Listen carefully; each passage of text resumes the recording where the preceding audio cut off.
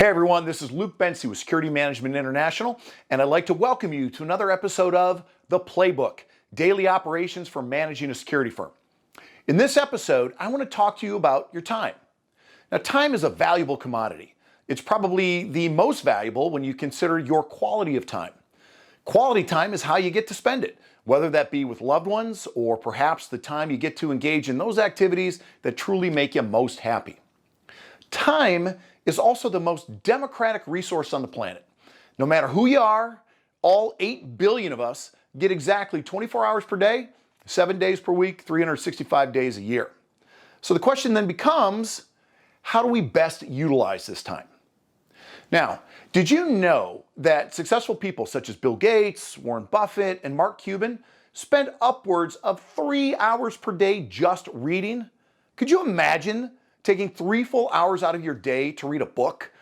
Most of us couldn't. We've got full-time jobs, we've got kids to take to soccer practice, we got chores around the house that need to get done. So many things that taking 3 hours to read each and every day just sounds ludicrous. Some of you might be saying out there, well, sure, those guys are billionaires. They can afford to read because they can pay other people to handle everything else.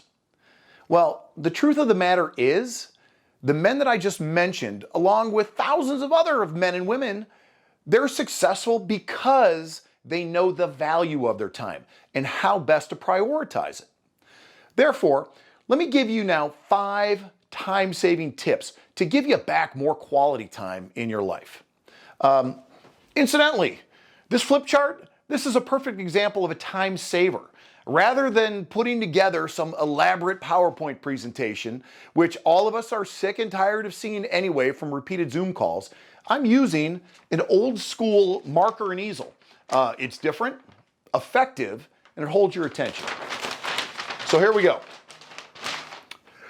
Tip number 1, say no more often.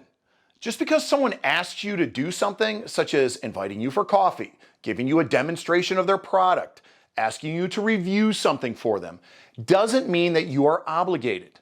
Now, I don't want to come across as rude, insensitive, or just a plain old jerk, but if I said yes to everything everyone asks of me, particularly the blind requests that come in over the internet, I would never have time to run my business or see my family.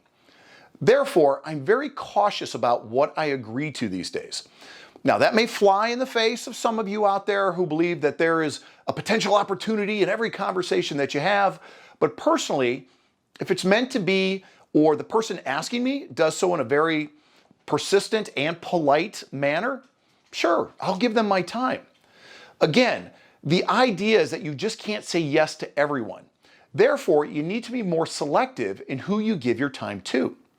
I typically budget 1 to 2 hours per week just for a stranger to ask to provide me a demo or to answer questions for them or speak with other entrepreneurs. If it works out that they fit in my 1 or 2 hours, great. If not, maybe we'll try again at some other time. Tip number 2, be smarter with your social media. The average American spends 2.5 hours per day on various social media platforms. Now, that doesn't surprise me, but it is amazing. Social media is both a blessing and a curse. I've just recently started to embrace its powerfulness, albeit reluctantly. Now, I'm very old school, but I also recognize that without social media, my business will go the way of the dinosaur. Therefore, I try to be very strategic with my time on platforms such as Facebook, LinkedIn, or Instagram. I use social media for sharing content and checking references. I do not use it for entertainment. Now, I am notorious for falling down the YouTube rabbit hole from time to time if I get on a tangent, but you really have to budget your time wisely.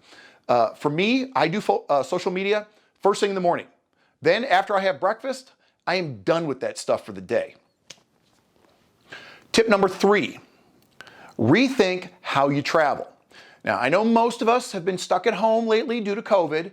However, the world is starting to open up again. I've traveled to over 141 countries, and I'll tell you, I hate making travel arrangements. To this day, if I am traveling somewhere, even if it's between my home in Florida and my office in Washington, D.C., I use a travel agent to book my tickets. Surfing online for the best prices is not a good use of my time. Plus, it's both boring and often frustrating. Instead, I call my travel agent, who has all my frequent flyer numbers, my seat preferences, my hotels of choice, my credit card info, and I just let him do it. I say, I need to be in this city from these dates, and he handles the rest. It cost me an extra $25, big deal. That's money well spent. Also, I only fly business or first class. Not because I'm a snob or because I like spending more money, but because it's usually more efficient. I can actually work on the plane because the seats and the tray tables are bigger, and I'm 6'4". And also, I'm pretty good at sleeping on airplanes. So it's also easier to fight off jet lag for those long international trips. Also, I use TSA Pre, and I use car rental companies that allow you to walk straight to your car and skip the reservation counter. This alone must save me weeks each year. I also reserve airport limo services rather than using Uber to avoid long wait times that sometimes come with ride sharing. Another tip for you very serious travelers out there, try shipping your luggage ahead of time to your hotel. Now, I know this sounds crazy, but if you really want to avoid the chaos that comes with an international baggage claim, shipping your clothes to a major hotel a week before your trip guarantees that the airline won't lose your luggage. Next, tip number 4, write tighter emails. My email responses are typically only 6 single-space sentences, and that includes greetings and salutations. I don't write long emails because I don't care to read long emails. In fact, if I do have to write a longer email, especially if it's, let's say, an email that needs to be repeated again for other people, such as maybe a welcome email for a training course or a description of a product or service, I will type it into my signature block in the drop-down menu of my Outlook and then just paste it into a new email. That saves me loads of time. And then finally, tip number 5, put your daily work schedule into time buckets. For example, from let's say 7 to 8 a.m., you'll do your social media. From then 8 a.m. to 9 a.m., you'll respond to emails. From 10 a.m. to 11, you will read a book. From 11 a.m. to noon, you'll create new marketing content. You get the idea. If you don't finish whatever you were working on in that time bucket, stop anyway. Move on to the next bucket.